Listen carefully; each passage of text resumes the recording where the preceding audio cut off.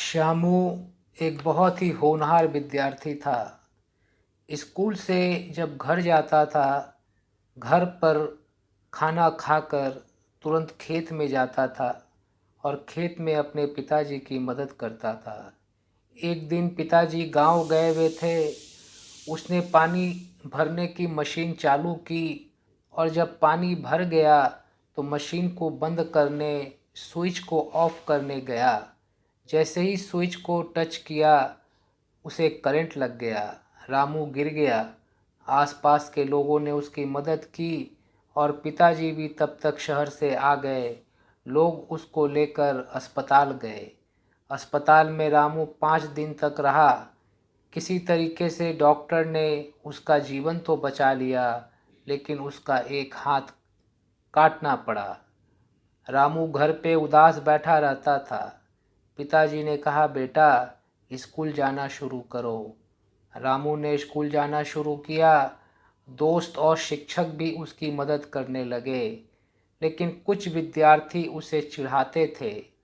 एक दिन रामू पेड़ के नीचे बैठा रो रहा था। तभी एक शिक्षक उधर से गुजर रहे थे। उन्होंने रामू से पूछा, बेटा तुम रो क्यों रहे हो?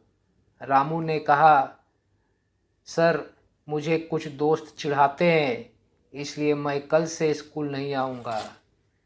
शिक्षक ने रामू से प्रश्न किया कि क्या तुम इन चिढ़ाने वाले मूर्खों के कारण आगे बढ़ने का रास्ता छोड़ दोगे? रामू ने कहा, नहीं। दूसरा प्रश्न उन्होंने किया, ये मनोबल तोड़ने वाले लोग क्या तुम्हें जीवन भर नहीं मिलेंगे?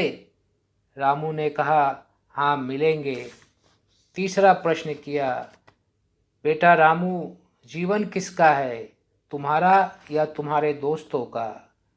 चौथा प्रश्न किया, जीवन बनाने की जिम्मेवारी किसकी है, तुम्हारी या तुम्हारे दोस्तों की?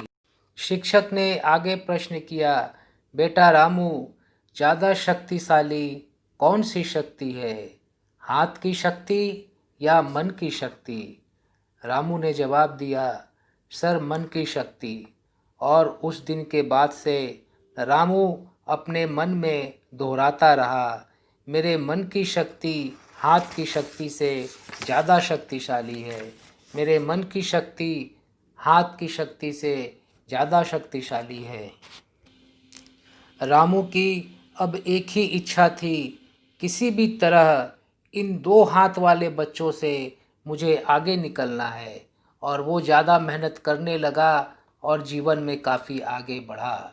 इसलिए भाइयों, शरीर का एक अंग अगर भंग हो जाए तो उतनी बड़ी क्षति नहीं होती जितनी बड़ी क्षति मनोबल के भंग होने से होती है।